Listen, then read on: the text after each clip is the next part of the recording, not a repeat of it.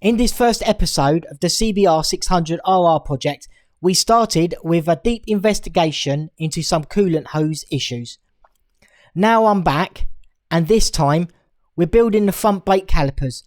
The customer is counting on getting their bike back by the weekend. But as I dive deeper into the brake rebuild, I'm running into more problem with getting the parts. So the big question is, will I get everything in time? Or will this all fall apart and the customer will be left without their bike? Take care, man. Take care, bye-bye. The guy needs to take it tomorrow. I'm pushing it, aren't I? But before we dive in, I want to show you a few clips from the first investigation, just so that we're all on the same page. What I'm about to reveal is more than just a rebuild. This bike showed me some truly unexpected and frankly dangerous issues that should have kept it off the road. Let's take a look. There's a lot of gunk in these channels, so later on I'll show you how to clear that. Oh no. Why do people do this? Copper slip on a part that shouldn't just slide out. I can see straight away what the problem is. No! You kidding me? Yep. Thank you. No worries, man. This should be dispatched today. Okay. Thank you for your help. Alright. Take care, man. Take care, bye-bye.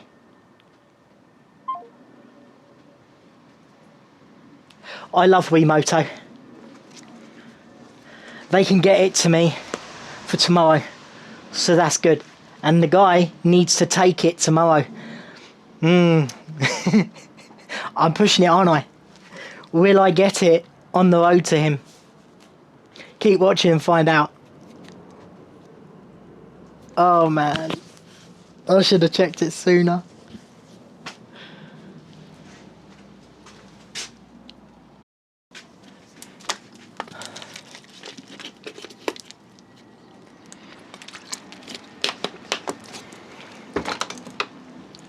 Now we've got the caliper off the bike, we're just going to strip everything down. So I'm going to take the pads out first. So I'm just holding that in to make sure the spring don't come flying out. Put everything in my magnet tray. Let them fall out. Now look at the state of these. No pad. Little bit of pad. Not good. I will clean these bolts up after. I don't want them going back in all rusty.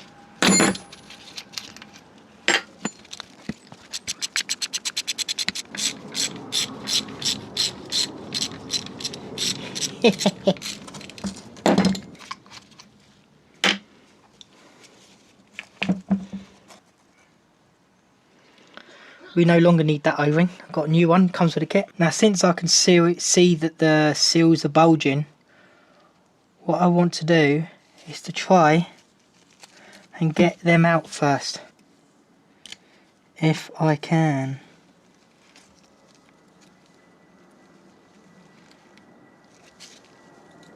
Okay, that's as much as a seal as I can get. At this point, what I normally would do is I'd blow into this hole, not with my mouth but with a compressor, but I can't find it anywhere.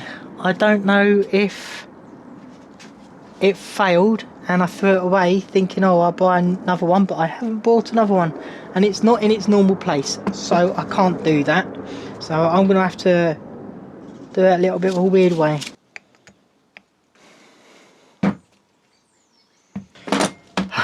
Okay guys, I'm gonna do the very thing that I was gonna tell you not to do. This is my last resort. I've lent out my brake piston extraction tool, my air compressor line. Well, the little gun is nowhere to be found. I'm really sorry to do this. This is a cowboy way, really is. But this will show you how to do it with very minimal tools. Just hope it doesn't damage the piston, because if it does, I'll have to order new pistons. Anyway. I'm not proud of this. I'm going to try and protect this as much as I can. I've just folded up. I'm so sorry, guys. I'm going to give it a little twist and pull it out. Oh wow, that was really easy. Huh? Yeah, no marks at all. Wow, okay. That was a really good sign. But please guys, if you can avoid it, don't do it this way. Oh, this one seems like it's the culprit that's stuck. This one is not going to come out as easy. I'm just going to, before I start pulling on it, I'm going to go around this edge here and see if I can do anything with this seal. Right, I've managed to free it up a little bit. There we go. Yeah, awesome. No marks. I do not like doing it that way. That is such a cowboy way.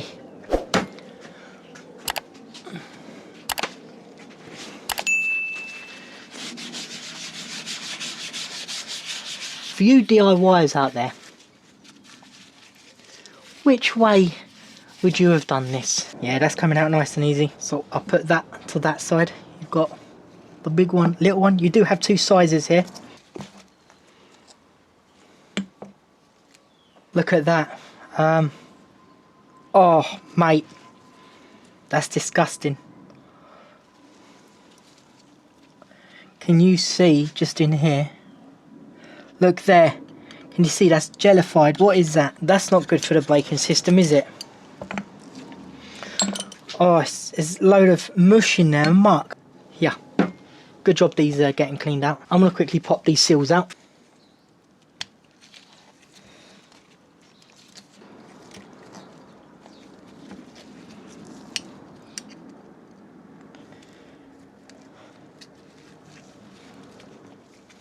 Do that on both sides. Okay, let's go and clean them. I'd advise when cleaning these, get a nice toothbrush. I've just sprayed them down quickly with some brake parts cleaner. And a nice little mixy mix. Nice little mix. This has been a bit stubborn here.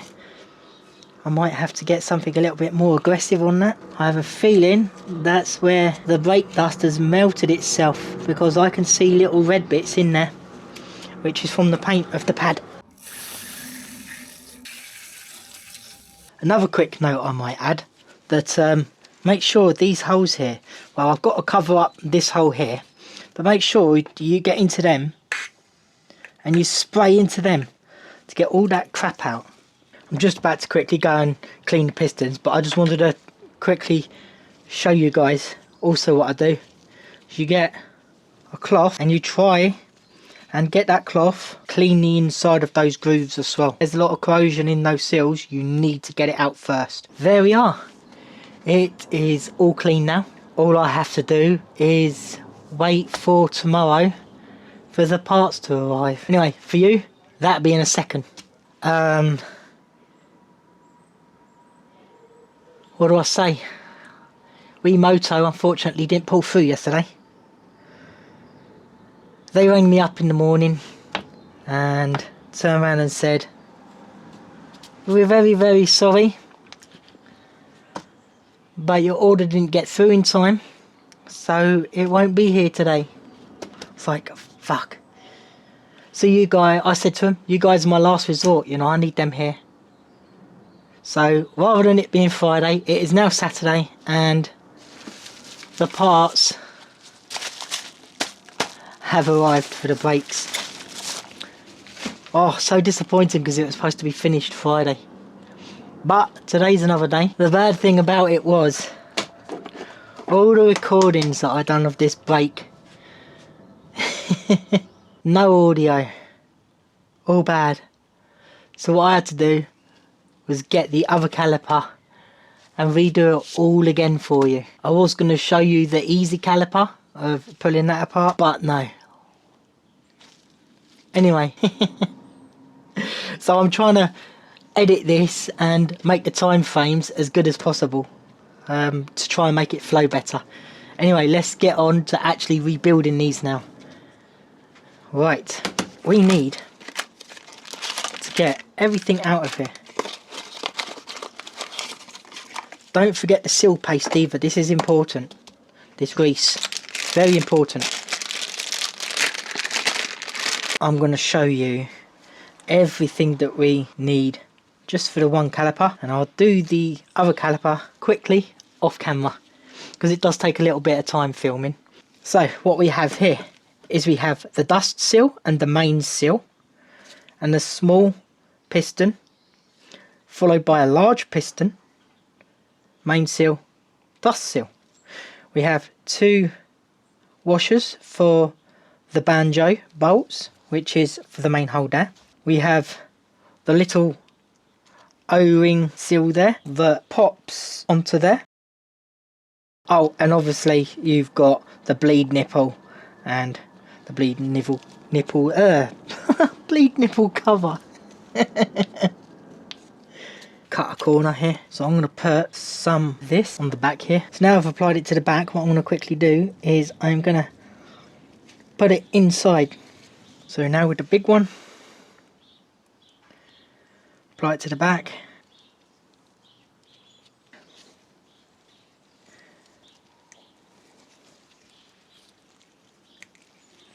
Easy as that.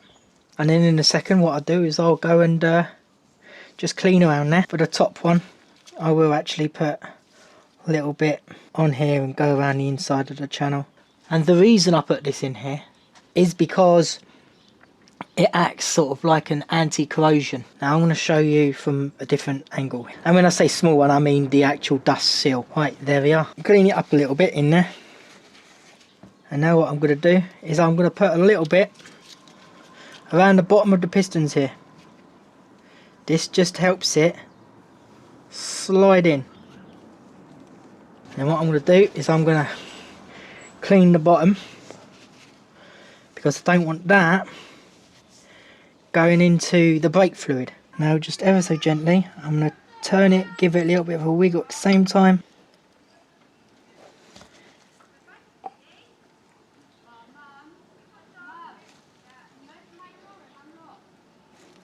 That is one done. And basically you just repeat the process for all of them. So put the tiniest bit on there, clean that bottom because I don't want it mixing with the fluid. If you think that this is going to mix with the fluid, it won't. Basically the seal will catch this. This is just to help it slide in a little bit easier. See, I don't know if you can see it here, but can you see that red just at the top there where it's pushed itself out? That's because the seals should do their job by stopping stuff getting in. There we are. Awesome. Now as you guys are aware, I normally say don't put copper slip on everything, okay? But this is a scenario where you do put copper slip on there. These are known for seizing. You don't want to put too much, you just want to put an ever so slightly light bit of copper slip just on these. So this is one of those scenarios you gently put copper slip nearer to the end. And the reason I say nearer to the end is because that is where the back of this is, where all that crud and crap gets in. Ah, and also look at this, I'm cleaning every single head as well. They're rusty as hell, so I'm cleaning them so they look good on you. Anyway, I'm gonna keep going and now putting this on.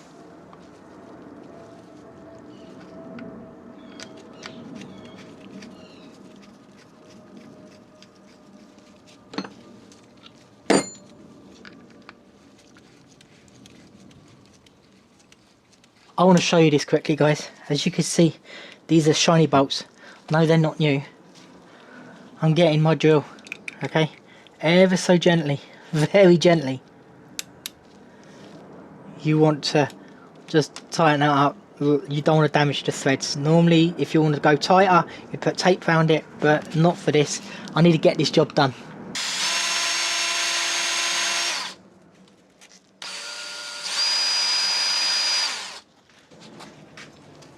Like new. And look, weren't even tight, see? So there is a long and a short one. You can see there's two different recess holes. And you want the long one to go on the one without the recess, and you want the short one in the recess. I will be torquing these up. I'll tell you what the torque settings are, but I'm not going to do them now. I will do these once it's on the bike, because then I can put the pressure onto it without struggling with it going all over the bench. And yes, I do have a vice here, but my vice is broken. If anyone wants to donate a nice new big vice that you just got laying around and you're never going to use, I would really appreciate that. So for now, I will give these a tight.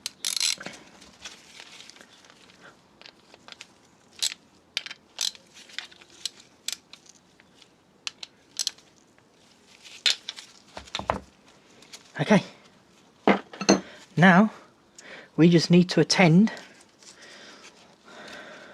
to the bleed nipple. Where did I put that? It's hidden.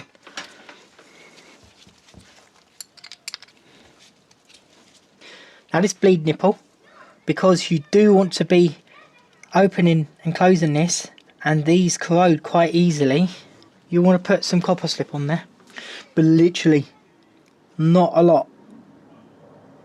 Literally minute. I've put it towards the middle to the top, nowhere near the bottom. That's it. Okay, that's just a tiny little bit to stop it from seizing. That's it. This is rebuilt. So I'm going to put this over beside the bike now. I'm going to skip forward now, and you're going to see me working over on the bike, putting the brakes back on and the pads back in, and then bleeding. I need to quickly just clean these out, clean off these bolts. In fact, let me get a better angle on this light as well, and just clean that copper slip out of here.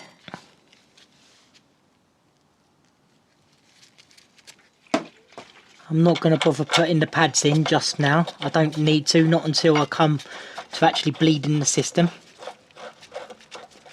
So I'm just going to quickly put these mount bolts in.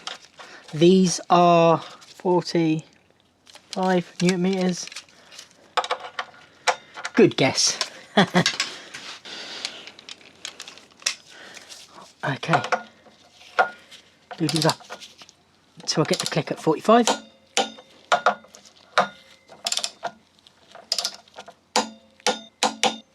Okay, good. They are done. I'm going to quickly do these joint bolts. So the torque settings on these are 22 Newton meters.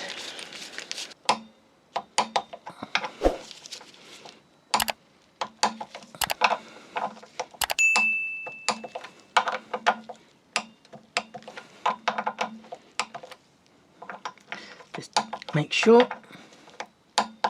Awesome. Now for the banjo bolt, so I've got some new crush washers here. Put one either side of the line and put it into the caliper. 34 Newton meters for these, and you have to use new crush washers all the time. There you go, as easy as that.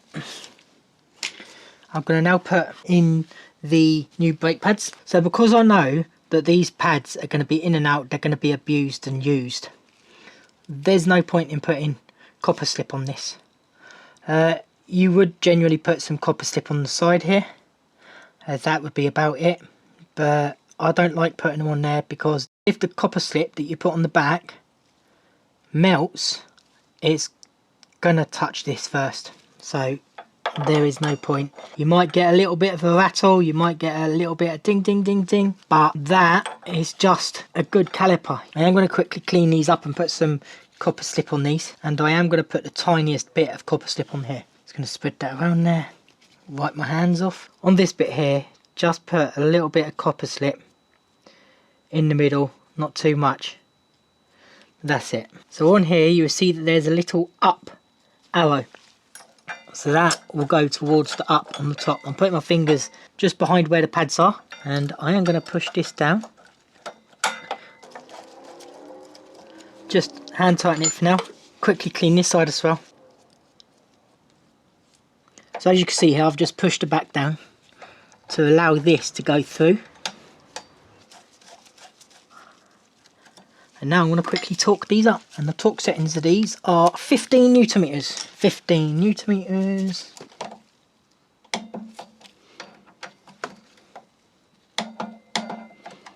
Okay, there you go. Everything's torqued up. Just haven't done the bleed nipple. Don't need to do that because I am going to bleed the brakes soon. I'll show you how to do that in a minute. I'm going to quickly whip round to the other side and do the other side off camera, and then I'll show you the process of bleeding the brakes. I am ready now to start bleeding the brakes, so let's get on and I'll show you how I do it. There are many ways of doing it, but I have a particular my way, so I'm just going to set everything up. I've got one of these great big syringes connected to a big hose that will go on the end of the nipple there, and a 8mm, sorry, oh of course it's an 8mm, on the end there, so you can open it and close it. At the moment that's closed. Then I need to open up the reservoir, grab Motul 660, okay? I've been asked to use this via request of Tony, and normally I would recommend a Brembo 5.1. Now, .4 and 5.1 can be mixed, and it can be put in the same system. There is no harm in it. You can even look it up and read about it, you can. The ones that you can't are like the silicon based ones and stuff like that. But this is all good, but normally I would have a 5.1 because it has a way higher boiling temperature than what this will. But Tony does swear by this, and it is a really good one. I'm not knocking it. I just find that any .4s, even though this is better than most, just are not up to the job for when I'm on track racing. Well, not racing anymore, but when I'm on a track day, my brakes boil a lot more on this stuff than they do a 5.1. That's just from my experience. Alright, let's get back to it. Let's get back to it. It is quite late now. I've been on this all day. Ooh, that will need cleaning. I will just clean that off camera. Actually no, let me quickly clean it now so you can see. So you can see I'm doing it. Because some of you could say, you're not doing it really. Yes I am, I'll show you I am doing it. I need to get my toothbrush. You are harsh on me, aren't you, eh? Ain't you? You're all harsh on me. There you go. I can hear you all in the comments now. Oh, we wanted to see you clean it.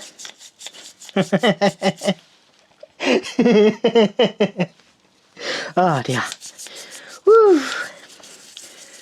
There you go. Is this good enough? Do you want me to do some more? That looks better. What the hell has happened here? Oh. Oh, I know what that is. Never seen that before. But that is a float to tell me where it is in there, I guess. Maybe. It's definitely floating. Or is that for something else? Is it a Gymkhana thing? Or is it what this model bike has? Let me know. Let me know down in the comments.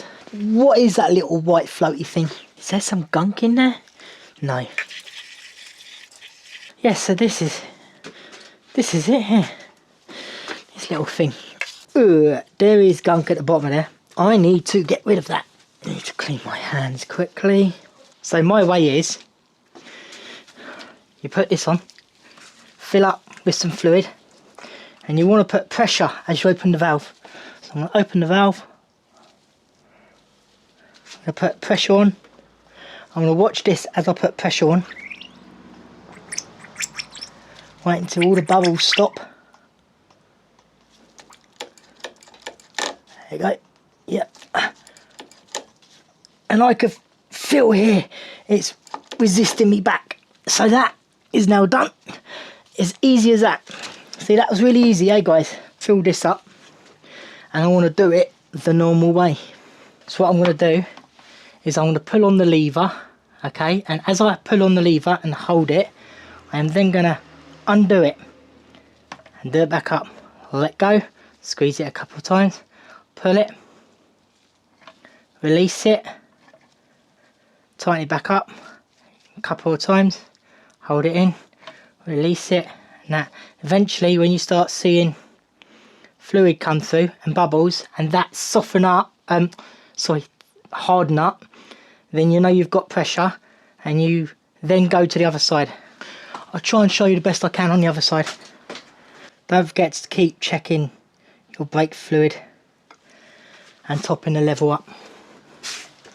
Can you see those slight bubbles? So I'm waiting for all those bubbles to disappear. Pressure, and then I'll open it, pressure goes away, close it off. And now I'll show you from this point of view. Pressure, open it up, pressure's gone, close it back off. But we will keep going back and forth. Just check the top, pressure's gone down. I mean fluid, sorry. And now I'll just do the same this side. That's it really, just keep going back and forth. Right, so what I'm having to do now is, because this brake lever, when you're sitting on here, you're having to really put your hand over to reach. You don't want to be in a position, okay? You want to be in a nice position where you can just grab that front brake. I'm having to pull my hand round further and it's bending my wrist. That's not good. You need it to be like that. So when you're on the bike, it's a nice straight line. At the moment I'm having to do that. So this needs to be pulled back. And that's why this reservoir is so tilted, and I can't lift the reservoir up because these wires get in the way, so it stops the brake working. So I'm just going to quickly attend to that. So this is perfect example. Can you see the two levers? Look how this is really high and this one's in line now. So before, when it was pushed forwards, this one was in line and this one was not. Can you see how I'm having to twist my wrist? That's bad angle. You need to be like that. You don't want that. You don't want to have to reach. That's really bad, especially when you're trying to control this machine. You might have gymkhana. But this one here, in fact, that's a little bit too high. Or maybe just right. No, that one's just right. See, my wrist isn't moving. It doesn't matter really so much on there because I'm not doing throttle. But this one, there. Yeah, perfect. Now, if it was more like that, so the lever's too high, then my hand would be here naturally, okay? I'm in a natural stance. I just wanted to pause it here and explain myself to you guys. The reason that I am moving the handlebars and not just adjusting the levers by themselves is because I could not move up the brake lever any further because it was starting to foul the throttle cables and I was not able to pull up the lever any further, and unfortunately I can't adjust the throttle cables or the throttle controls unit, so this was the only way I could do it. But saying that, the bars were pushed way too far forward, so I am glad that I actually pulled them back a little bit because it just helped the geometry of the way you sat on the bike and just helped you able to control the bike better. This is about personal preference and feeling, and I've got quite a bit of experience on how a bike should feel. So I basically pulled this back until I felt that this was a nice, comfortable position, and when you really wanted to get on it, that you could get on it and you'd still be in a good position. When I say get on it, I mean give it some beans. And when I say position, I mean body position and stance on the motorcycle. Anyway, let's get back to the video. My arm will have to come back. You see that? As I put that, I'm putting throttle on. You don't want that. Dave Moss teaches this. In alignment with my hand. Bam. Yeah, about there. Tony will thank me for this. Don't have to do them massively tight. Now I need to focus on this.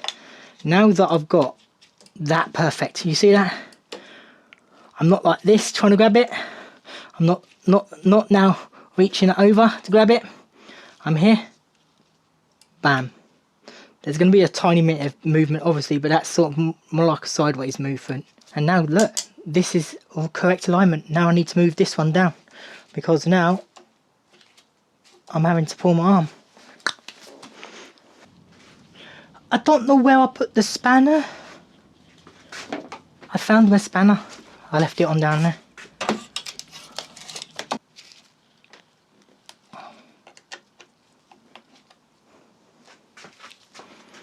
Right.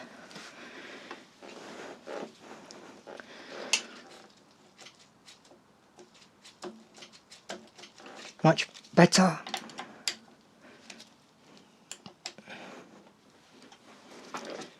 Right, need to put the lid on. Before I put the lid on, let's top it up, shall we? My hand's shaking. I am pretty tired. Right, tiny bit of copper slip on these before they go in. Call it anti-seize. Remember, you don't have to do these up too tight, just so that when the next person comes to open this, they don't strip the head of the screws there. Right, get one of my clean cloths here, give it a little bit of a spray, and anything that I think I've touched, give it a quick wipe down.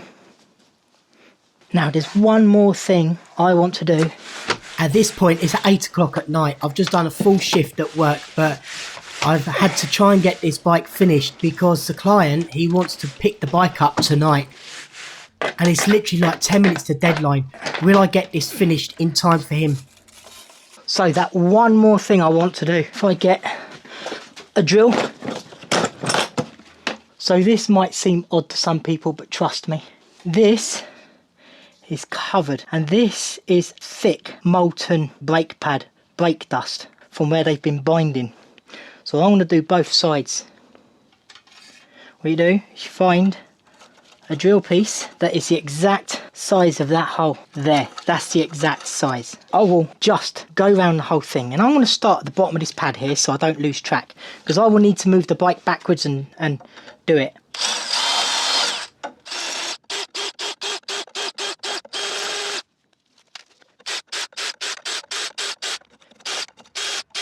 So I'm just showing you that I'm not damaging it, because I can just push these into these holes. It's easier to do this. Right, so I'm going to get my marker pen. So I'm going to mark where I did from. So I did from this one to this one. So when I push it back, I know where I've done. I'll go and do the other side now. After all the delays, I barely made it, but I did get the bike back to the customer on time. He was very, very happy with it. Took it out for a test ride, and because I've done such a good job, I've actually got phase 2 to do, where this bike has some real gremlins. It really puts up a fight, and I really started to question myself, why did I take on this project? Anyway, watch out for future videos on the true story on what is going on with this bike, and trust me, there's a lot more drama to come.